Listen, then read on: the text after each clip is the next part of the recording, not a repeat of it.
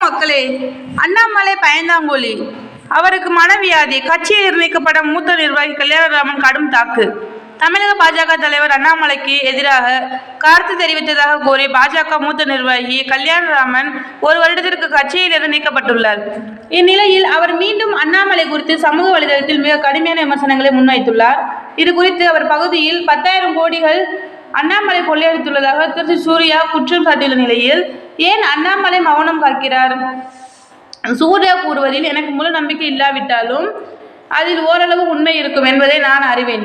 அண்ணாமலை ஒரு பயந்தாங்கோலி. அவரது தகுதிக்கு மீறி கிடைத்துள்ள தலைவர் பதவியை தக்க வைக்க கொள்ள தனக்கு போட்டியாக யாரெல்லாம் இருக்கிறார்களோ அவர்களெல்லாம் கட்சியிலிருந்து ஓரம் கட்ட நினைக்கிறார். இது கட்சியில் உள்ள அனைவருக்குமே தெரியும். ஆலமரத்தின் கீழ் எப்படி எதுவும் முளைக்காதோ அதுபோல்தான் அண்ணாமலையின் தலைமையிலும் பாஜக வளராது. அண்ணாமலை எல்லாம் சுடுகாட்டிற்கு வேண்டுமானால் தலைவராக இருக்கலாம். ஏனெனில் அங்குதான் யாரும் அண்ணாமலையிடம் கேள்வி கேட்க மாட்டார்கள். அண்ணாமலைக்கு மனவியாதி இருக்கிறது. இதனால் தான் கட்சியின் மூத்த தலைவர்கள் அழைத்து அவமானப்படுத்தியிருக்கிறார்கள்.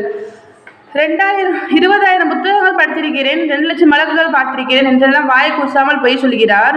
இவர் தன்னை ஒரு ஹீரோவாக அந்த சமுதாயம் பார்க்க வேண்டும் என்று இப்படி பைத்தியக்காரத்தனங்களை செய்து கொண்டிருக்கிறார். இப்படிப்பட்ட ஒரு பைத்தியத்தின் கீழ் எப்படி வேலை செய்யவே முடியாது என்று கடுமையாக விமர்சித்துள்ளார். தேங்க்யூ.